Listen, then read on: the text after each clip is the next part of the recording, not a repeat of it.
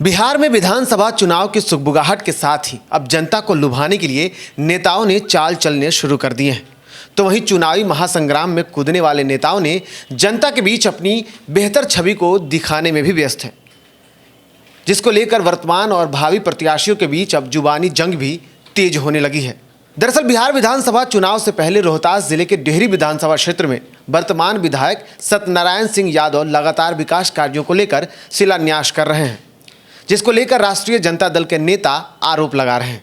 राष्ट्रीय जनता दल के प्रदेश महासचिव अशोक भारद्वाज ने वर्तमान विधायक सत्यनारायण सिंह यादव पर आरोप लगाते हुए कहा कि चुनावी वर्ष के कारण लोगों को मूर्ख बनाने का काम किया जा रहा है, साथ ही जो काम हो रहा है उसमें भारी अनियमितता है। तो जनता दी है, यह सिर्फ चुनाव होने वाला है, जनता को मूर्ख बनाने के अलावा यह कुछ है नहीं। धरातल की जो काम है, स्थानीय प्रतिनिधि द्वारा चुनाव पूर्व जो घोषणा किए गए थे,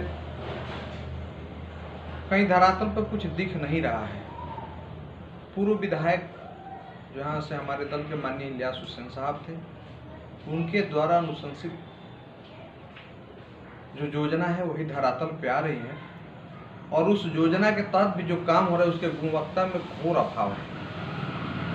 कहीं भी पराकलन के हिसाब से काम नहीं किया जा रहा है, कहीं बिना ईंट सोलिंग के ही ढलाई हो जा रहा है पीसीसी, कहीं नाली बना है तो वो भी नहीं है। पार्क की बात थी, बहुत दिनों से वो हल्ला मच रहा है, आज तक वो पार्क अभी धरातल पे उतरा नहीं है। जो झाड़ियाँ थी वो कटी हैं, कहीं कुछ दिख नहीं रहा है। डेहरी शहर में एक खेल मैदान था पड़ाव, और अब्दुल कयूम अंसारी भवन। पड़ाव में गंदगी और कूड़े का अंबार पड़ा है, और अब्दुल कयूम अंसारी भवन के पास जो मैदान है, यहाँ के स्थानीय प्रशासन द्वारा अतिक्रमण की गई है, लेकिन अभी तक विधायक द्वारा उसको खाली नहीं कराया गया। यहाँ कभी कभी बहुत पहले मशहूर फुटबॉल खिलाड़ी राज्य में अपना नाम रोशन किए, देश में नाम रोशन किए, आज जो युवा बच्चे हैं। इधर डेहरी विधानसभा से पूर्व जनप्रतिनिधि विनोद सिंह ने वर्तमान बीजेपी के विधायक सत्यनारायण सिंह यादव पर हमला बोला है। विनोद सिंह ने कहा है कि यहाँ के जनप्रतिनिधि को जनता ने बड़े ही विश्वास के साथ जिताकर विधायक बनाया था, लेकिन विधायक यहाँ के लोगों के लिए बिल्कुल भी नकारा साबित हो रहे हैं। एक साल में क्या किए इन्होंने तो कुछ नहीं किया है, केवल इन्होंने जादववाद किया है। अपने लोगों को इन्होंने कहीं पूछा नहीं है। जो लोग इनको इतने पूर्ण बहुमत से इतने हजार वोटों से जिताया, किसी के साथ इनका कोई संबंध नहीं रहा, किसी के पास नहीं गए, नहीं इन्होंने किसी का सुख दुख में शामिल हुए। केवल एक कास्ट विशेष पर, जाति विशेष पर इन्होंने खाली काम किया है। इस बार के चुनाव में डेहरी से कुछ ऐसे युवा नेता हैं जिन्होंने चुनाव लड़ने का ऐलान किया है, जिसमें एक समीर कुमार भी हैं। उनको क्या कुछ कहना चाहेंगे? नहीं, सबकी इच्छा लड़ने की है।